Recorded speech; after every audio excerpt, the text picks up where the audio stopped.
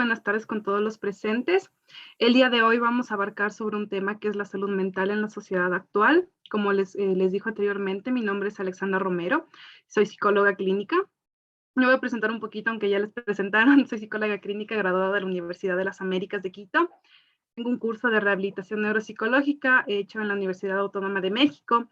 Actualmente trabajo como psicóloga clínica dentro de la Secretaría de la Salud de Quito, dando brigadas de salud comunitaria. Tengo experiencia en niños de básica elemental con trastornos del aprendizaje, necesidades educativas especiales, jóvenes y adultos mayores con patologías psiquiátricas y con discapacidades intelectuales y discapacidades físicas. Dicho esto, pues les voy a mostrar un poquito sobre el índice de lo que vamos a abordar a lo largo de la presentación. Vamos a iniciar con unos conceptos básicos sobre lo que es la definición de la salud mental. Posteriormente seguiremos con datos y cifras globales. Seguiremos también con lo que es la salud mental en el Ecuador, salud mental a raíz de la pandemia del COVID-19, algunos problemas psicosociales que se presentaron, conclusiones, recomendaciones y preguntas. Y a lo largo de la presentación tienen alguna pregunta, pues va a ser abordada al final de la misma. Bueno, como les mencioné, vamos a empezar con conceptos. Primero, para tener claro qué es la salud mental, tenemos que tener en cuenta que, según la OMS en el 2001, nos menciona que existe un bienestar integral. ¿Qué significa el bienestar integral? Donde está conformado el bienestar físico, el bienestar mental y el bienestar social. Estos funcionan de la mano unos con otros y no existe solo el bienestar físico o el bienestar mental sin la ayuda del otro, ¿no? Dicho esto, podemos mencionar que el bienestar mental de una persona es cuando una persona está en sus capacidades de darse cuenta de cuáles son sus aptitudes. También es la persona capaz de afrontar las presiones de la vida. Por otro lado, esta es productiva tanto en el ámbito laboral como en el ámbito educativo y contribuye a la comunidad, ¿no? Da una contribución a la comunidad. Por ende, se puede mencionar que la base de toda sociedad es un bienestar y un funcionamiento efectivo consigo mismo, con los otros y con el ambiente. Se puede mencionar que la salud mental es parte de una salud integral. Cuando ahora nos pregunten cuál es la definición de una salud mental, podemos decir que la salud mental es mucho más que la ausencia de una enfermedad. Y podemos mencionar que esta salud mental va mucho de la mano con lo que es la salud física y lo que son la conducta. Ahora vamos a ver unos datos y cifras a nivel global sobre la salud mental. La OMS igual en el año del 2019 nos menciona que los trastornos mentales ni neurológicos y por consumo de sustancias corresponden al 10% de las enfermedades que se presentan a lo largo del mundo, ¿no? Podemos también mencionar que 1 de cada 5 personas son diagnosticadas con un trastorno mental. Esto quiere decir que son niños, adolescentes, adultos, mujeres, hombres en general. Sabemos que la depresión y la ansiedad son 2 de los trastornos que se presentan más comunes en toda la sociedad. Por ende, la depresión afecta alrededor a 264 millones de personas y es una de las principales causas de discapacidad en el mundo. También nos menciona la OMS que alrededor de una persona se suicida en el mundo cada 40 segundos aproximadamente. Las personas con trastornos mentales graves mueren de 10 a 20 años antes de otras personas que no han sido diagnosticadas con ningún tipo de discapacidad, tanto psicológica como psiquiátrica. Y la economía mundial pierde cerca de $1 billón al año en productividad, ya que sabemos que en algunos casos las patologías mentales y psiquiátricas graves incapacitan a la persona en muchos aspectos de su vida.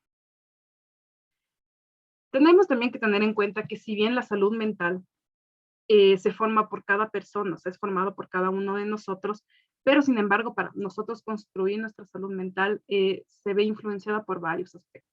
Primero, nuestra interacción social. Lo que nosotros hacemos en nuestras redes sociales a lo largo de la vida, los recursos que nos brinda la sociedad, los recursos, las creencias, las vivencias. Por otro lado, también los valores culturales juegan mucho en lo que es la construcción de la salud mental. Por eso es que también en algunos aspectos para nosotros puede ser bueno algo que para otro tipo de cultura no. y las experiencias de la vida diaria. Esto es muy fundamental para que nosotros podamos tener una construcción y una idea clara sobre nosotros, nuestra salud mental. Pero no siempre fue así. Tenemos también que recordar que la salud mental y los estudios de la salud mental básicamente es algo nuevo que se está investigando. No tiene muchos años que se ha venido investigando y que se ha venido tomando la importancia. Pues. Eh, Tenemos que también tener en cuenta que la salud mental hace unos 40, 50 años era totalmente lo contrario a lo que es ahora. Entonces, dicho esto, para la construcción de la salud mental se ha visto que existe un sistema represivo en la salud mental, ¿ya? Que consta de tres elementos. El primero es el encierro. ¿A qué se refiere este? Hace años atrás, cuando existían personas que eran diagnosticados con alguna patología psiquiátrica, con algún trastorno psicológico, eran catalogadas como locas y se les encerraban en los hospitales psiquiátricos literalmente toda su vida. Entonces, esto era básicamente les quitaban derechos a las personas y esto va de la mano de la segunda parte que tenemos, la judicialización. Si bien es cierto, hoy en día se trata de que las personas que entran en algún hospital psiquiátrico con alguna síntomas psicóticos activos, se les permiten estar, o sea, se les da terapia para que estén alrededor de 2 meses, porque entran hasta al momento de que ingresan, se les trata los síntomas psicóticos para que bajen el cuadro psicótico de 1 a 2 semanas. Después de eso se les da un poco de adaptación a la vida social nuevamente y de nuevamente se les vuelve a mandar a sus vidas normales. Anteriormente no era así. Las personas pasaban en los hospitales psiquiátricos toda su vida y se daba este proceso de institucionalización. Como les mencioné, también la judicialización es otro de los aspectos importantes que se presentaban anteriormente en la salud mental, que cuando las personas eran ingresadas a estos centros de hospitales psiquiátricos, perdían todo poder legal sobre sí, no tenían ninguna asesoría legal o no tenían derechos legales ya que eran tratadas como personas discapacitadas, como que no estaban completamente conscientes de poder utilizar bien sus procesos legales. Y la medicalización. ¿A qué me refiero con la medicalización? Primero, quiero dejar en claro que la medicalización no es algo negativo. De hecho, tomar algún antipsicótico, ansiolítico o antidepresivo no es nada malo. Lo que es malo es que este sea implementado de una forma muy abusiva. Y eso es lo que se realizaba antes, ¿no? En los hospitales psiquiátricos igual las personas eran sedadas por completo y no se acompañaba de este aspecto de lo que es la terapia, ¿no? Dentro del ámbito de la psicología. No se les acompañaba mediante la terapia y era como que cuando una persona está medicada y no se trata con terapia, estás tratando más no estás o sea, atacando el problema en sí, lo que causa que los síntomas psicóticos salgan ya. Entonces, básicamente los síntomas seguían y las personas seguían medicando.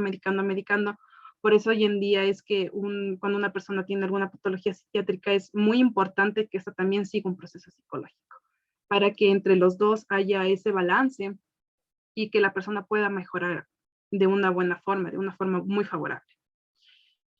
Ahora, hay que tener en cuenta que, como les mencioné hace un ratito, la salud mental no siempre fue tomada en cuenta, no siempre fue estudiada como lo es ahora. Se puede decir que es una ciencia relativamente nueva porque existen no muchos estudios sobre la salud mental. La gente ahora se preocupa por su salud mental y es por eso que en el Ecuador se nota que existen dos modelos de atención mental, de salud mental. Claro que el uno ya se le está tratando de sacar completamente, pero sin embargo es importante mencionarlo. En el Ecuador encontramos lo que es el modelo hospitalocéntrico y el modelo de atención comunitaria. En el primer modelo encontramos algunas barreras al acceso de la salud mental, pues la salud mental era un lujo. La salud mental no era de acceso público, sino un poco de acceso privado. Las personas de bajos recursos que necesitaban ayuda mental no podían acceder a este pasito de salud mental comunitaria pública. También se encontraba un poco de lo que es la deficiencia de la capacitación de personal. Los psicólogos, psiquiatras no eran capacitados correctamente como para poder tratar con las vidas humanas de las personas. Y el factor financiero, que fue uno de los factores más importantes que marcó esto, ya que el Estado no financiaba proyectos de salud mental comunitaria, no daba ese apoyo para que esto pueda convertirse un poco más público. Hoy en día se maneja lo que es el modelo de atención comunitaria, que el Estado pues desarrolló varios servicios ambulatorios, que es fácil acceso a los servicios de salud mental gratis, como son terapias, centros de rehabilitación, centros de atención psicológica, que son sin costo y que las personas pueden acercarse a recibir. Hoy existe también lo que es la supervisión para brindar apoyo técnico. ¿Qué significa esto? Que ahora los profesionales están supervisados por más profesionales, más estudiados, más preparados, y siempre están en constante aprendizaje, constante seguimiento para poder brindar una mejor atención psicológica a las personas. Y ahora están en proceso de desinstitucionalización. Este punto es un poco conflictivo, ya que, como les mencioné antes, las personas que tenían alguna patología psiquiátrica, alguna patología mental, eran abandonadas en estos centros psiquiátricos y han pasado toda su vida ahí. Entonces, realmente no tienen familia, no tienen un hogar estable, no tienen absolutamente nada en donde las personas se puedan, si en algún momento el hospital psiquiátrico decides mandarles, no tienen a dónde llegar. Entonces, este proceso de desinstitucionalización es un poco complicado. Sin embargo, lo que está haciendo ahorita el Ecuador con la salud pública es tratar de que las personas no sean institucionalizadas y que las personas que ya estuvieron toda su vida en un hospital psiquiátrico pues reciban la atención que merecen, una atención digna y para mejorar su calidad de vida. Bueno, ahora como sabemos, hace 2 años existe una emergencia sanitaria en el Ecuador, bueno, no en el Ecuador, sino en todo el mundo, que causó varios problemas, no solo en la salud física, sino también en el ámbito político, económico y especialmente en la salud mental. La OMS nos menciona que esta emergencia sanitaria dejó 88,000 personas muertas solo hasta el año del 2020. Esta emergencia sanitaria nos obligó a que las personas existan un aislamiento social, que existan nuevas normalidades, nuevas formas de vida, y esto causó algunos problemas dentro del ámbito psicológico. Como les mencioné al inicio, sabemos que la ansiedad y la depresión son dos de los trastornos más comunes que se presentan en todas las personas, pero sin embargo, estos dos trastornos fueron los que más se agudizaron durante el tiempo de confinamiento y pandemia. Les tengo que mencionar pues que la depresión y la ansiedad, como sabemos, tiene varios aspectos físicos, emocionales y mentales. La ansiedad dentro de los aspectos físicos, pues las personas empezaron a sentir presión en el pecho, sensación de ahogo, taquicardia, temblores, cefaleas. Dentro del ámbito emocional, las personas empezaron a tener miedo intenso, ya que como esta enfermedad que salió era una enfermedad totalmente desconocida, las personas tenían esa incertidumbre por no saber a qué hacer, cuándo va a parar, cuándo van a volver a su vida normal, cuándo se van a enfermar, si se van a morir. Entonces, este miedo intenso causó ciertos síntomas de ansiedad que salgan. Por otro lado, también los llantos repentinos. Y dentro del ámbito mental, las personas presentaban esto, lo que es la preocupación excesiva. Estaban todo el tiempo preocupados porque no saben qué hacer. Muchas personas perdían el trabajo, perdían sus negocios. Entonces, esto causaba altos niveles de ansiedad y altos niveles de depresión también. Por otro lado, también presentaban lo que es la hiperactividad mental. ¿Qué es la hiperactividad mental? Que el cerebro siempre estás pensando, estás todo el tiempo dándole y dándole y dándole y te cansas, te agotas emocionalmente, pero sin embargo tu cabeza estás dándole y dándole y dándole. Dentro de la depresión, dentro de los ámbitos, de los aspectos físicos, las personas empezaron a tener menos energía, se sentían cansados todo el tiempo, tenían problemas para dormir, o dormían mucho o dormían poco, y pues sabemos que la persona y el cerebro necesita descansar. Y si no se descansa completamente, pues tienen problemas de concentración.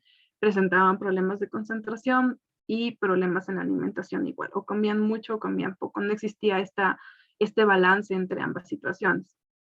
Dentro del ámbito también emocional, las personas presentaban irritabilidad, se enojaban con mucha más frecuencia, mucho más rápido, no podían controlar sus emociones, presentaban baja autoestima, porque tenían que pasar con ellos mismos y lidiar con ellos mismos sin poder salirse de este problema con la sociedad, no con sus amigos, con el ámbito social, sino que eran obligados a pasarse con uno mismo. Y sentimientos de tristeza. La depresión, los sentimientos de tristeza es uno de los principales síntomas que se presentan en la depresión. Dentro del ámbito mental, pues las personas también presentaban lo que es el agotamiento mental, que en algún momento creo que a algunos nos pasó que estábamos cansados mentalmente, o sea, sentíamos que ya no podíamos más, solo dormir. Y la visión catastrófica. La visión catastrófica es igual uno de los elementos que se suelen presentar con frecuencia en el trastorno depresivo, que es que ver una visión a futuro negativa. O sea, ya todo lo que ustedes ven al futuro es absolutamente negativo. Bueno, vamos a ver un poquito de cifras que nos menciona cómo estuvo la estabilidad emocional durante la pandemia. Y esto es muy también importante saber y nos da muchos indicios de cómo pasaron las situaciones.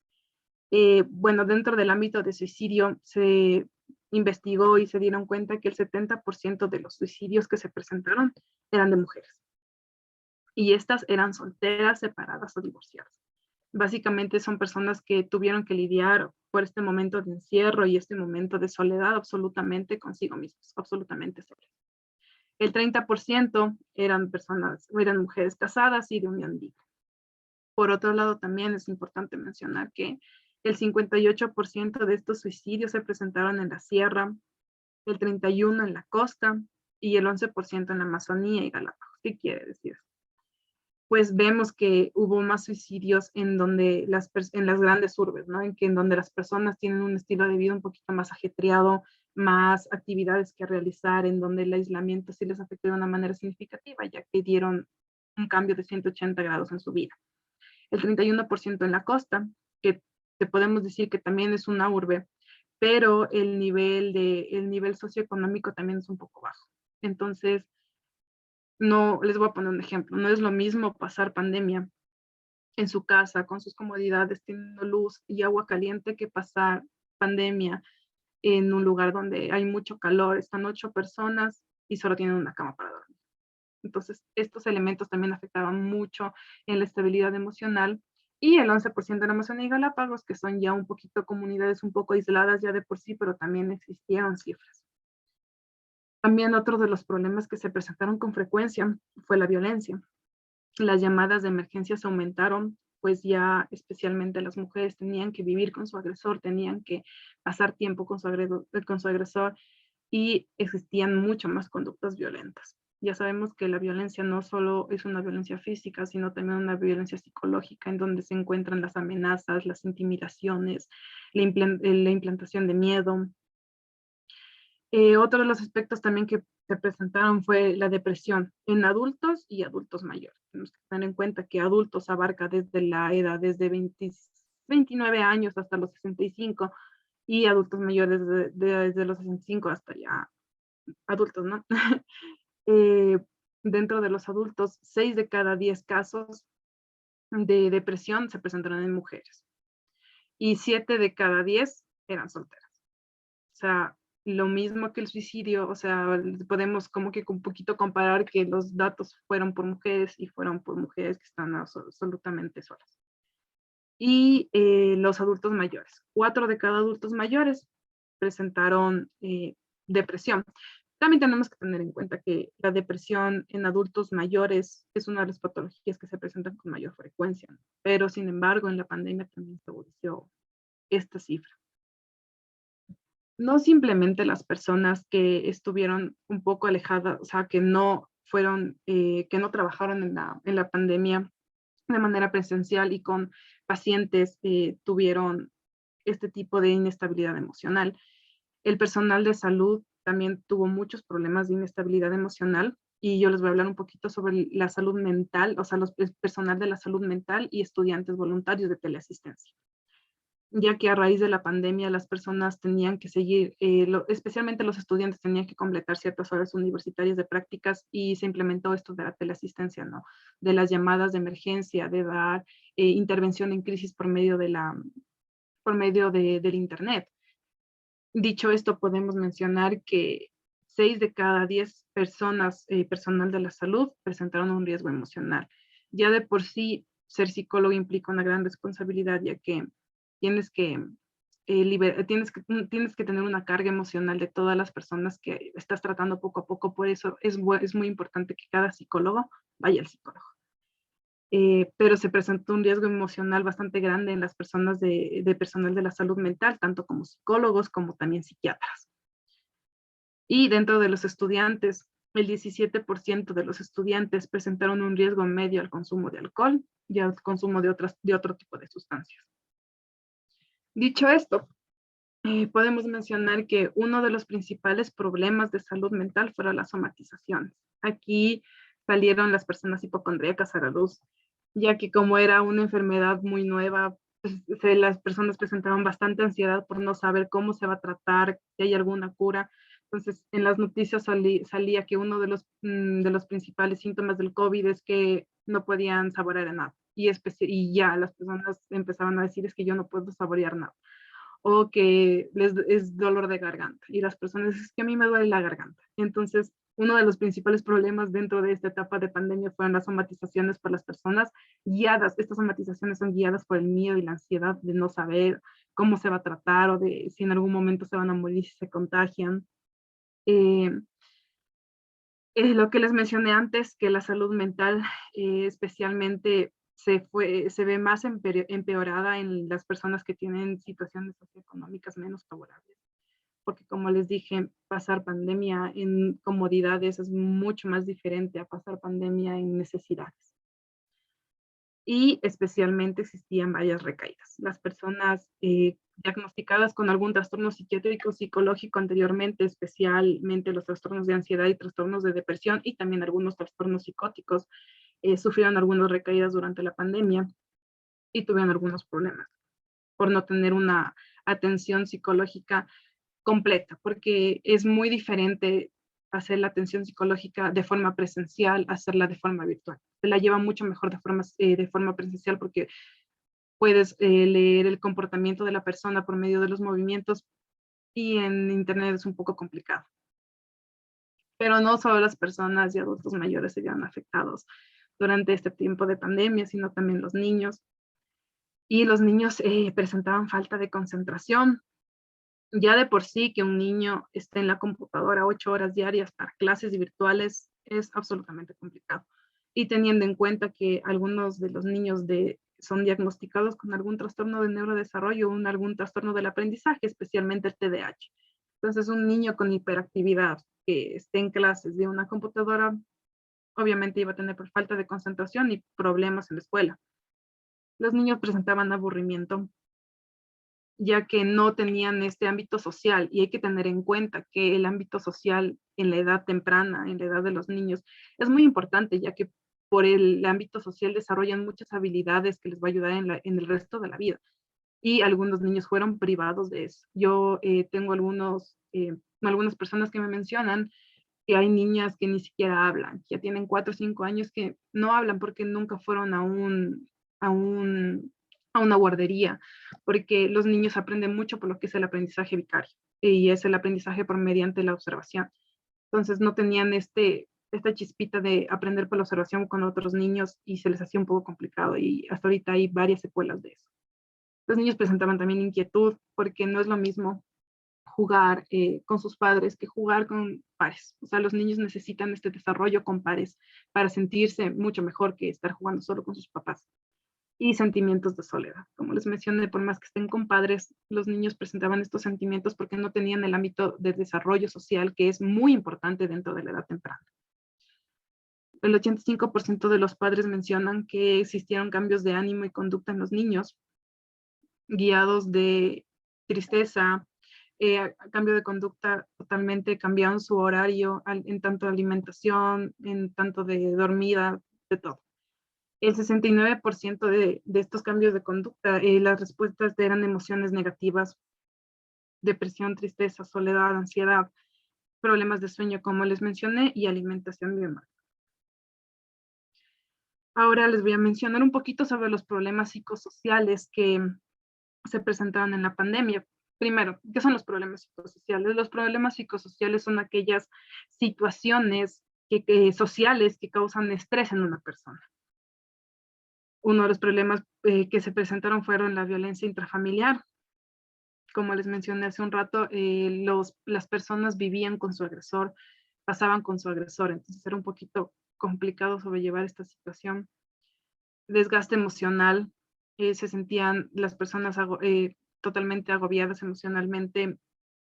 El abuso de sustancias también incrementó bastante, por más que exista pandemia y no se podía salir, el abuso de sustancias, porque no había con qué, las personas que en algún momento tuvieron un abuso de sustancias no tenían con qué como que sustituir esto mediante salidas con amigos, simplemente se sentaban en su casa y eran lo primero que podían acceder. El aislamiento y distanciamiento social, pues sabemos que ya los seres humanos somos biopsicosociales de por sí, pues nosotros necesitamos este aspecto de socializar con las personas para podernos sentir bien con nosotros mismos, porque es parte de nuestra vida. Entonces, este aislamiento y distanciamiento social marcó a varias personas. La falta de medicación psiquiátrica, especialmente en las personas que tuvieron alguna recaída, personas con algún antecedente psiquiátrico o psicológico. Esta falta de medicación, falta de poder acceder a una atención psiquiátrica, hicieron que los síntomas se agudicen de una forma muy preocupante. Y existió esta nueva virtualidad, ¿no? Lo que es la teleasistencia, el trabajar por mediante la computadora, el estudiar mediante la computadora, el hacer absolutamente todo mediante la computadora. A raíz de esto podemos mencionar que se presentó la frustración como una respuesta por parte de tratar de adaptarse a la nueva realidad y añorar que vuelva a ser, que vuelva a su vida normal, ¿no? La frustración fue la parte de la respuesta de la ansiedad también de la depresión que se presentó. Dicho esto, podemos mencionar que algunas personas, especialmente jóvenes, también presentaron dificultad del relacionamiento al interior de una unidad doméstica. Especialmente los jóvenes tienen como que esta no dificultad, pero un poquito problema de poder tener unas relaciones interpersonales dentro de la familia un poco estable. Y ahora en este momento que estuvieron, que se vieron obligados a no poder salir con amigos, a no poder salir de su vida en su casa, en su cuarto, tuvieron esta dificultad de relacionamiento, especialmente con los miembros de la familia nuclear. En las llamadas de teleasistencia, lo que más se presentaban fueron las intervenciones en crisis y el suicidio, pues ya llamaban muchas personas con los síntomas psicóticos activos o con los síntomas de depresión o ansiedad al borde de alguna situación grave. Existieron también varios rompimientos amorosos, especialmente en la edad de joven, en los jóvenes y jóvenes adultos también. Las personas, como no podían tener este aspecto social de poderse ver, existían varias rupturas. Y sobrellevar una ruptura amorosa en tiempo de no pandemia es difícil, pues yo sobrellevarla en tiempo de pandemia es aún más difícil, ya que los jóvenes no tenían este aspecto social en donde puedan salir a divertirse o salir a despejar su mente y se sentían tristes y pasaban en su cuarto tristes porque rompieron con su pareja y así pasó porque no tenían este aspecto social para poder sobrellevar la situación. Y el miedo a contagiarse y a la muerte. Esto es muy común en todas las personas, ya que como es pues una enfermedad relativamente nueva, no habían varios avances médicos que se pueda decir cómo se va a tratar o cómo se va a sobrellevar la enfermedad y por ende las personas tenían este miedo a contagiarse porque tenían miedo a la muerte. Y este miedo generaba ansiedad y este miedo también generaba sentimientos de tristeza. Se puede identificar que en el marco de las medidas de confinamiento por la pandemia, el cuidado de la salud mental ha cobrado un valor y ha permitido el acceso. ¿Qué quiere decir esto? Ya de por sí la salud mental venía siendo un poco acogida, un poco más acogida, las personas tenían como que un poquito más de conciencia sobre sus sentimientos, sobre la aceptación de sus emociones. A raíz de la pandemia, las personas también empezaron a preocuparse un poquito más sobre el estar bien, ya que, como les mencioné, el estar bien no simplemente significa que estamos bien físicamente, sino también tenemos que estar bien mentalmente. Las personas empezaron a tener un poco más de conciencia sobre sus emociones, de cómo actuar, de pedir ayuda. Y esto fue una parte favorable, ya que las personas se preocupan por el ámbito de la salud mental. Por eso podemos decir que hoy en día las personas son capaces de reconocer el sentirse mal y buscar ayuda. Aceptan emociones y permiten sentirlas. ¿A qué se refiere esto? Que muchas veces cuando las personas suelen sentirse tristes, especialmente los hombres, dicen como que no pueden sentirse tristes porque no es parte de su personalidad o no porque son hombres, algunos de los machismos marcados. No porque son hombres o no porque no me puedo sentir triste, pero ahora, sin embargo, las personas se están permitiendo sentir triste porque ya ven a la tristeza no como un sentimiento negativo, sino más como un sentimiento adaptativo. La tristeza se lo puede considerar un sentimiento adaptativo que ayuda a adaptarse a ciertas situaciones. Pero hay que tener en cuenta que sí, la tristeza puede llegar a ser patológica cuando esta afecta la vida.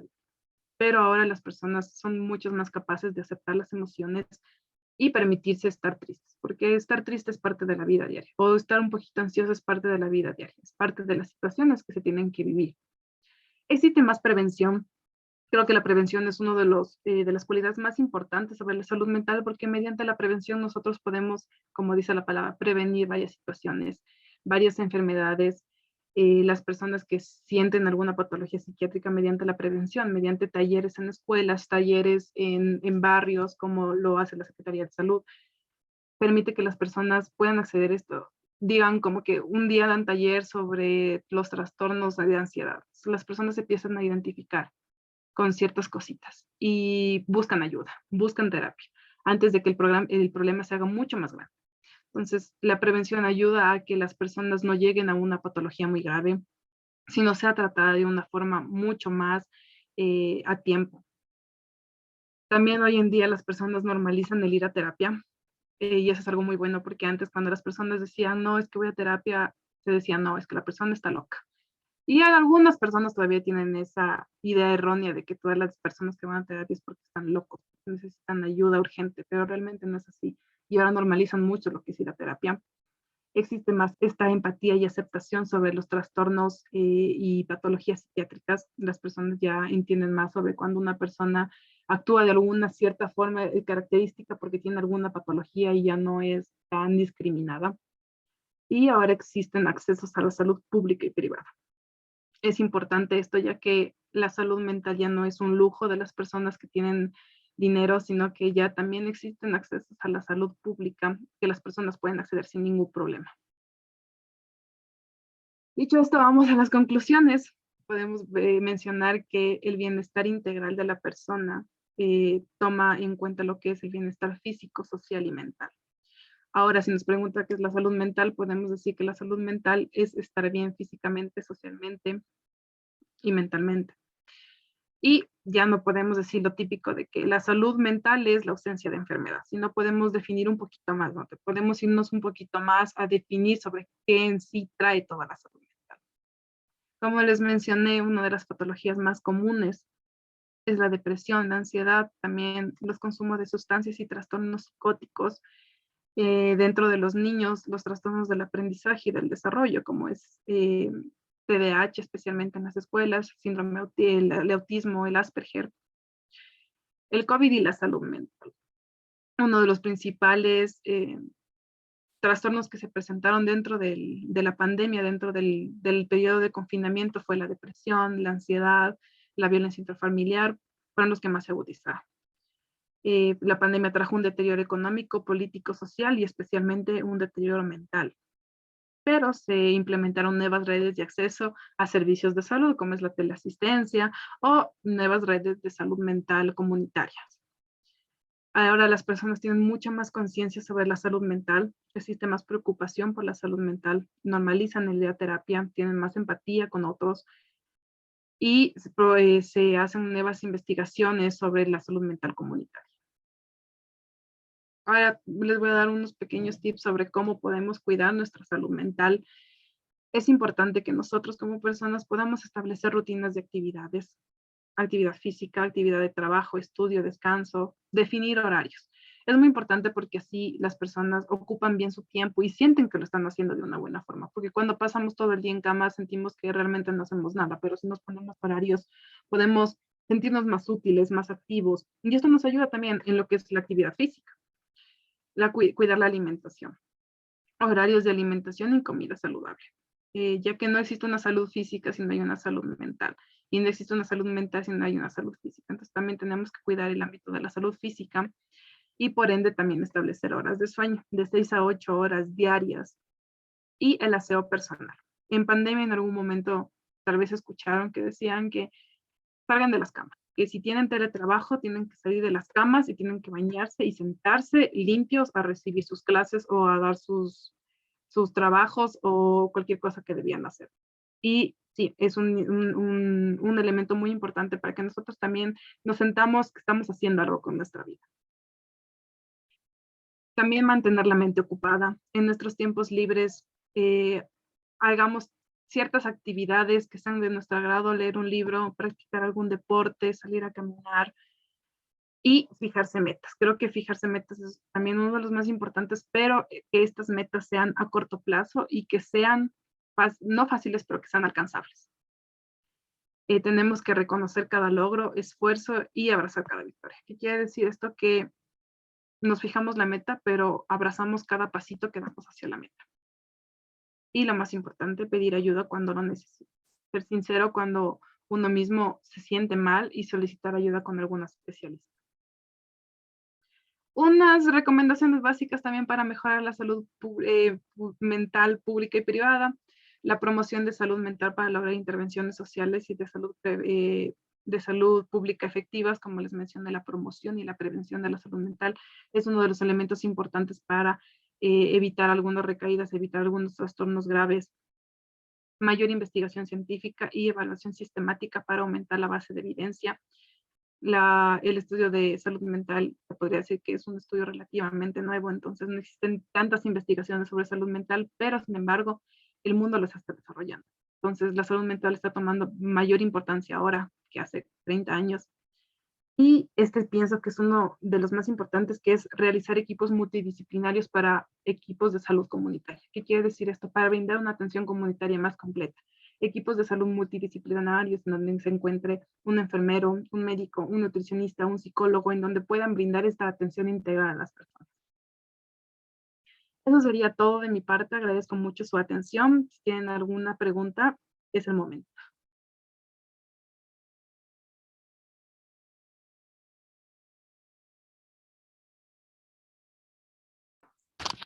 Muchísimas gracias, estimada psicóloga. Sandra, vamos en este momento a pasar a la sección de preguntas, a verificar en este momento qué tipo de dudas o inquietudes podrían existir. Bueno, por acá varias personas que nos dejan sus saludos, también confirmándonos su asistencia. Gracias por estar aquí presentes. Lice de Araujo nos dice, no, para el regreso a las clases presenciales, ¿qué se recomendaría trabajar en nivel educativo y familiar? Excelente ponencia, nos dice Lisbeth. Muchas gracias, Lisbeth. Bueno, dentro de mi experiencia como psicóloga, te puedo decir que es muy importante recomendar a nivel educativo. Los niños ya de por sí ya mueren por regresar a clases. Entonces no van a tener mucho problema a nivel educativo adaptarse a clases, adaptarse nuevamente a las clases. Pero sin embargo, sí sería bueno que antes de que regresen a clases, decirles como que, mira, tú vas a regresar a clases y tienes que prestar atención, tienes que ser un excelente niño, como siempre lo has hecho. O sea, este aspecto de poderle empoderar al niño para antes que vaya a clases es muy importante, porque el niño se va a sentir importante y se va a sentir que va a poder hacerlo. Entonces, a nivel educativo, creo que ellos están preparados porque han perdido mucho ya. Yo soy fiel creyente de que las clases presenciales es mucho más efectiva que las clases en línea. Entonces, los niños se van a sentir preparados, pero sí darles este empoderamiento antes de que vayan a clases para que se sientan que lo van a poder lograr. Y a nivel familiar, solo dar el apoyo si en algún momento sienten que el niño tiene algún problema de atención, darle la atención psicológica temprana, avisar al DS de las escuelas que hagan la intervención primaria rápido antes de que el problema se haga un poquito más grande. Entonces, estos son los que yo te podría dar como consejo que puedes hacer antes de que los niños regresen a clase.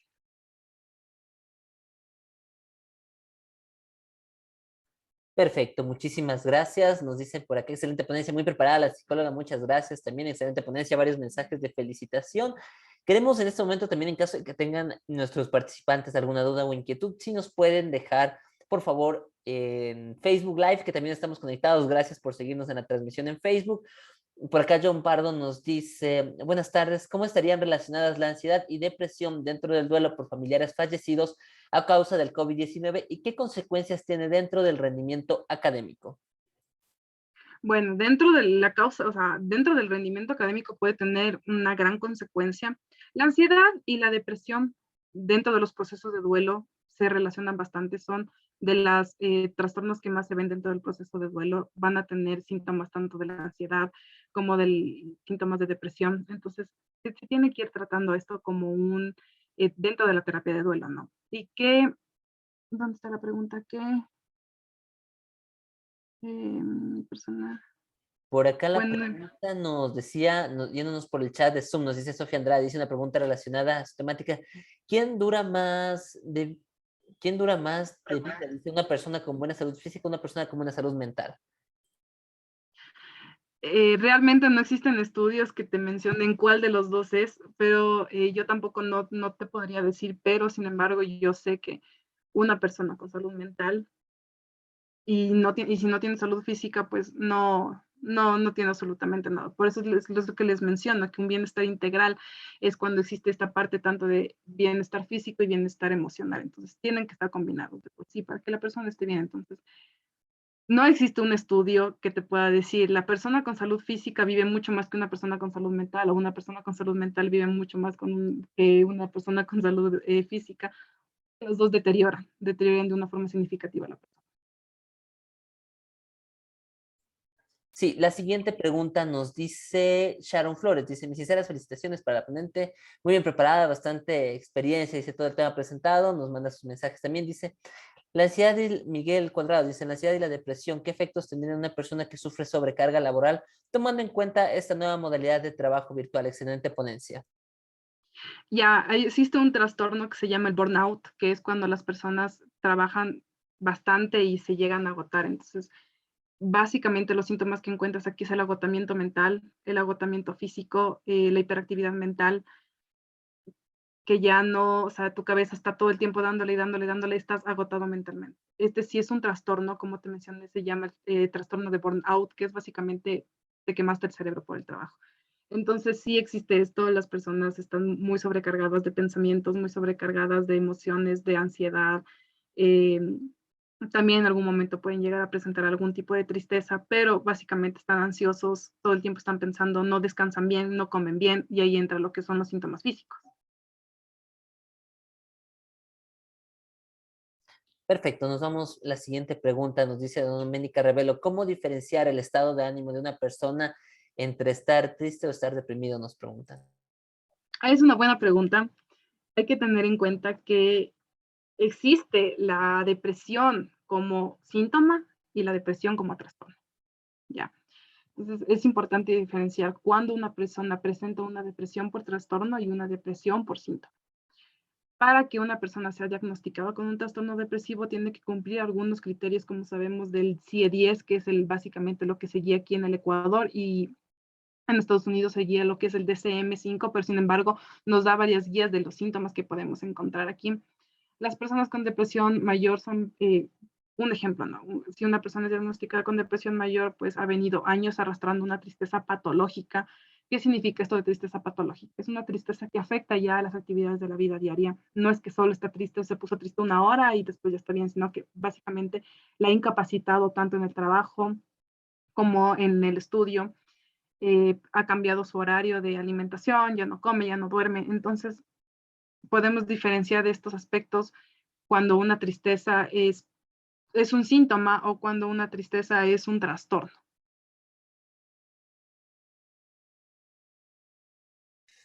Perfecto, la siguiente pregunta nos dicen excelentes ponencias, varios mensajes que nos dejan por acá de felicitaciones, más que nada.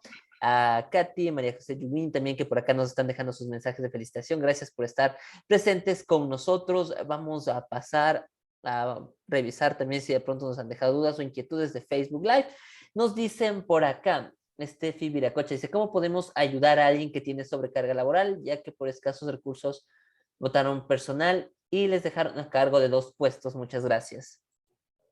Bueno, primero tenemos que tener en cuenta que podemos ayudarles mencionando qué pueden hacer, ¿no? Lo que tenemos que hacer, o sea, que tenemos que tener en claro que una persona externa no le puede obligar a otra persona a poder hacer ciertas actividades para mejorar su salud mental. Entonces, lo que tú puedes hacer como persona externa es sugerirle que se realice horarios, ¿no? Horarios en donde sea laboral y horarios donde sea para la persona. Entonces, es importante que tengan este aspecto de descansar y de trabajar. Y en los momentos de descanso, que realicen actividades fuera de lo que es la vida diaria. Salgan a caminar, que salgan a tomar un helado, que puedan descansar más que todo. Entonces, es importante que se realicen los horarios de trabajo para que puedan tener horarios de ocio y que puedan realizar varias actividades que le puedan sentir bien, que le puedan hacer sentir bien. Entonces, el realizar actividades fuera de la vida diaria, como salir a caminar o irse a comer un helado o irse a comer su comida favorita, les va a dar cierto momento de relajación y se van a sentir mejor. Entonces, tú como persona externa puedes ayudarle a que esta persona salga, que esta persona se divierta y despeje su mente de este tipo de actividades.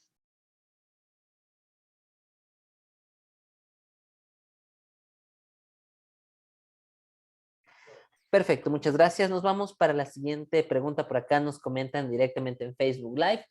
Nos dice Cristina Vanessa Alvarado, dice, buenas tardes, disculpe, ¿cómo uno puede lograr evitar que un niño o niña tenga sentimientos de culpa cuando no logra ciertas metas en el área académica? Bueno, aquí es muy importante lo que les mencioné hace un ratito, que es el empoderarle al niño, ¿ya? Entonces, la comunicación efectiva, especialmente en las edades tempranas, es muy importante porque forma la personalidad del niño. Entonces, si una persona, o sea, si un niño se siente cansado o se siente agobiado porque no logra algo en la escuela, darle este ayuda mediante la palabra, ¿no? Decirle como que sí, mira, sé que fallaste, pero podemos intentarlo de nuevo. O no te preocupes, muchas personas fallamos, pero hay que intentarlo de nuevo. O sea, darle este empoderamiento para que el niño no se rinda a la primera o no se sienta agobiado, porque cuando, especialmente en los niños, cuando fallan y se sienten agobiados, ya no lo van a volver a intentar. Entonces, nosotros como padres o los que son padres pueden ayudarle a este niño mediante la comunicación efectiva, mediante el apoyo que se les puede brindar para que el niño se sienta empoderado y pueda decir como que sí, yo me equivoqué, pero a mi mami me dice que puedo intentarlo de nuevo, entonces lo voy a hacer. Es importante también que nosotros no regañemos al niño si en algún momento no puede realizar alguna actividad. También sepamos controlar nuestras emociones porque se van a sentir mal, se van a sentir, de lo que se sienten mal, se van a sentir más mal. Entonces, tratar de mejorar lo que es esto de la comunicación efectiva y nosotros también tratar de mejorar un poquito sobre lo que es nuestra ira si algo sale mal para que ellos sean perfectos, porque muchos queremos que los hijos sean perfectos, pero este sistema de poderles ayudar mediante la comunicación efectiva, mediante los reconocimientos, y no simplemente cuando hacen algo mal, sino cuando simplemente llegan de mami, me fue muy bien en la escuela y me saqué 10. Perfecto, muy bien, felicidades, eres una persona muy inteligente. Entonces, estas ayudas ayudan al niño a empoderarse y ayudan a que rindan mucho mejor en la escuela. Perfecto, muchísimas gracias. Nos dicen por acá, Doménica Revela, que tanta verdad tiene el dicho de no estar deprimido, solo estás distraído. No, los dichos, sabemos que los dichos no son antiguos, entonces muchas veces antes no presentaban no prestaban mucha atención sobre lo que son los síntomas de la salud o los síntomas sobre la salud mental. Entonces, que una persona diga como que no estás deprimido, solo estás distraído, estás invalidando las emociones de otra persona, especialmente eso, y puede ser un gran efecto en las personas. Aparte de que invalidas la emoción, invalidas la conducta, y si una persona ya se siente triste de por sí y le dices, no estás triste, solo estás exagerando, se va a sentir mucho peor. Entonces, es muy importante y aquí entra lo que es la empatía. No es nada cierto, el dicho no es nada cierto, tenemos que ser empáticos con las personas, ser empáticos con sus sentimientos y tratar de entenderles. Si algo a nosotros nos parece algo ridículo porque está triste, no decirle, estás siendo triste, estás triste por cualquier tontera, no. Tratar de validar las emociones porque las emociones de las personas son importantes como también nuestras emociones son importantes. Entonces, el validar, el ser empático con las personas van a ayudar que las otras personas no se sientan mal por lo que sienten, no por cómo actúan. Perfecto, muchas gracias, estimada. Vamos con la siguiente pregunta por acá por Facebook Live. Nos dice Carmen García Torres. Buenas tardes, ¿cómo abordamos el síndrome de burnout considerando que en el CIE-10 no consta como un trastorno? Es considerado como un trastorno Z. Sabemos que existen estas partes de los trastornos Z en donde básicamente está categorizado, ahí lo vas a encontrar. Entonces, lo puedes abordar desde como te mencioné, puedes abordarlo desde horarios, disponer horarios para que la persona pueda tener estos tiempos de ocio, estos tiempos de distracción. También si llegan a presentar algún momento de ansiedad, brindarles estos tips, estas herramientas para ayudar a trabajar la ansiedad, como son los ejercicios de respiración, que son los clichés, o sea, son los típicos para tratar la ansiedad, pero sin embargo sirven bastante y ayudan bastante a que las personas se relajen. Entonces, como te mencioné, es un diagnóstico que es considerado como el diagnóstico Z, lo puedes encontrar ahí en el CIE-10 y también, si no me equivoco, en el DCE. Muchas gracias. Shirley Guevara nos dice, ¿qué tipo de palabras se deben utilizar con una persona que tiene depresión?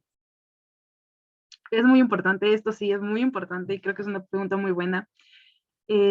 Cuando una persona está ya diagnosticado con trastorno de depresión y empieza a contarte cómo que se siente triste, el primer error que podemos decir es, entiendo por lo que estás pasando, porque realmente tú no lo entiendes. Tú no eres la persona por lo que estás pasando. Entonces, lo que tú tienes que hacer como personal de la salud o como una persona externa personal a la salud, si una persona con depresión te cuenta por lo que está pasando, validar las emociones y decirle, una de las que yo suelo usar mucho es como, trato de entender por lo que estás pasando, porque como les mencioné, tú no estás pasando por esa situación y tú no la entiendes. La persona se va a sentir importante porque se va a sentir escuchada, se va a sentir que realmente le está importando lo que le estás diciendo. Entonces, valida las emociones. Si la persona se siente triste por alguna situación, trata de entender por lo que pasa y valida. Sí, mira, entiendo que te sientas triste, pero sin embargo estoy aquí, tienes mi apoyo, no te sientas sola. Hazle entender que tú estás ahí por si en algún momento necesita algo, necesita simplemente ser escuchada. Hazle entender que estás ahí.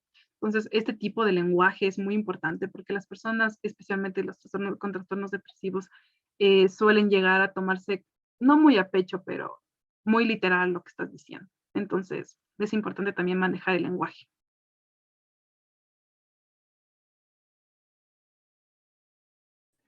Perfecto, nos dicen por acá, si nos pueden dar los datos, nos dice Sharon, ¿en qué lugar suele dar consulta, estimada? Actualmente tengo mi página en Instagram que es psicóloga Alexandra Romero. También ahí doy consulta privada. Y como les mencioné, ahorita soy psicóloga clínica de la Secretaría de Salud y doy atención en lo que es las brigadas de atención de salud comunitaria. Muy amable, muchas gracias. Vamos, por acá tenemos una pregunta desde Facebook Live. Nos quedan estos 2 últimos minutos en los cuales estamos abordando la mayor cantidad de inquietudes. Mayariana nos dice, buenas tardes, ¿cómo se puede obtener el sueño sin necesidad de depender de la paroxetina en caso de tener trastorno de estrés postraumático? Bueno, si ya fue diagnosticada con algún medicamento, es importante, ya está asistiendo a terapia, me supongo, o a terapia tanto psicológica como psiquiátrica. Y si solo está asistiendo a terapia psiquiátrica, es muy importante asistir a terapia psicológica porque va a poder abordar estos temas. Yo, desde mi punto de vista, lo que puedo decir es que se ponga activa todo el día, que se despierte desde horas de la mañana, desde las 5 o 6 de la mañana y se ponga activa todo el día. Realice varias actividades, si está trabajando, pues de lo mejor en su trabajo, regrese a su trabajo y realice actividades, vaya al gimnasio, haga ejercicio, para que su cuerpo se canse y para que su cuerpo y su mente estén cansados. Entonces, dejar un medicamento psiquiátrico así de la nada no es recomendable. Por eso menciono que es importante que ahorita usted esté asistiendo a terapia tanto psicológica como asistencia también psiquiátrica. Entonces, mediante estos dos elementos, va a poder dejar la medicina, pero es importante que asista a terapia psicológica. Y si quiere dejar la medicina psiquiátrica, consultarla con su médico, porque usted no la puede dejar de un día al otro. Es muy, muy abrupto para su cuerpo. Pero trate de cansarse todo el día, trate de realizar acciones todo el día, de sentirse activa todo el día, para que su cuerpo se canse y pueda descansar y que su cuerpo mismo le pida, estoy cansado, vamos a dormir. Perfecto, muchas gracias. Vámonos con la siguiente pregunta de María José Yuwin. Dice, ¿la depresión puede ocasionar que un niño no hable a la edad adecuada? Es muy difícil, ¿por qué? Porque la depresión no se presenta mucho en niños que están recién en la etapa de desarrollo. ¿Ya? Entonces, es muy difícil que por la depresión un niño no empiece a hablar a la edad adecuada, porque los niños empiezan a hablar desde muy chiquitos, entonces no tienen conciencia de sus sentimientos ni de sus emociones, entonces no se le puede atribuir a la depresión que los niños no hablen, se les puede atribuir a otros trastornos de neurodesarrollo. Entonces, es por esto que también los trastornos de neurodesarrollo de los niños se puede justificar el retraso de algún elemento por medio de esto. No se le puede decir que un niño no habla por depresión. Puede dejar de hablar por depresión, sí, cuando ellos sean grandes, cuando ya en algún momento tuvieron algún elemento muy significativo en su vida y ya son diagnosticados con depresión. Pueden dejar de hablar, pero realmente no. No me ha tocado ningún caso y tampoco he visto ningún caso y no he leído tampoco sobre ningún caso.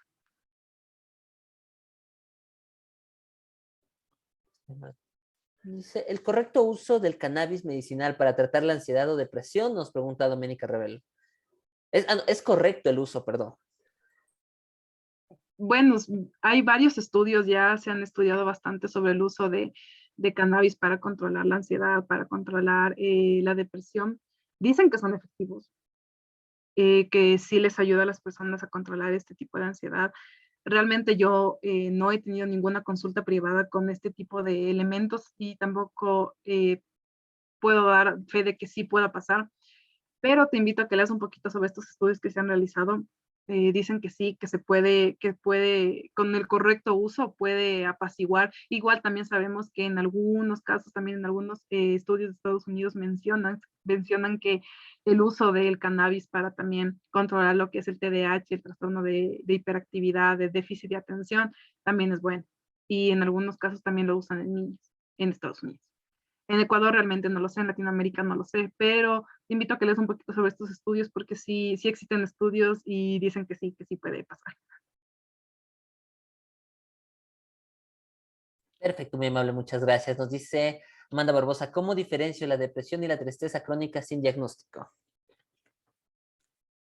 Como les mencioné, existe depresión como trastorno y como síntoma. Entonces, como trastorno, puede cumplir varios aspectos, varios síntomas que tiene que cumplir para que tú puedas diagnosticar una depresión o que tú puedas diagnosticar algún trastorno, cualquier trastorno. Y esto los encuentras en el CIE-10.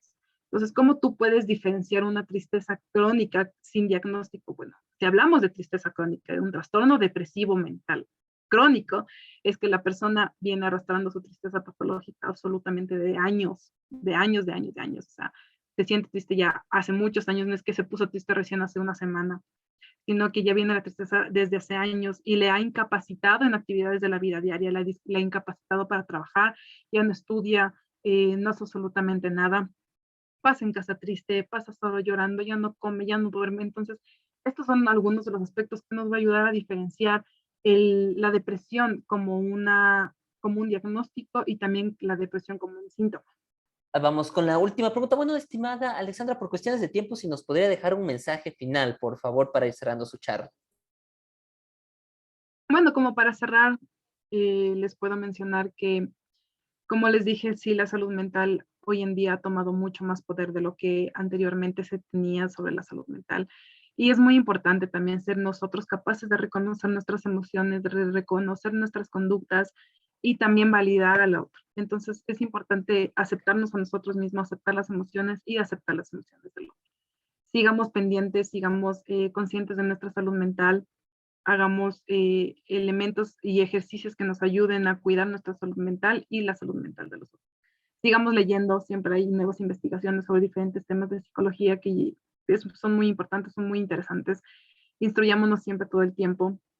Perfecto, estimada Alexandra, nos estamos despidiendo de esta gran charla que hemos compartido, nuestra primera conferencia en este último día de congreso. Pues agradecerle, será hasta una próxima oportunidad, desearle los mejores éxitos y será hasta una próxima oportunidad, estimada Alexandra. Un gusto haber compartido con usted y un fuerte abrazo a la distancia. Muchas gracias, igual, gracias a todos.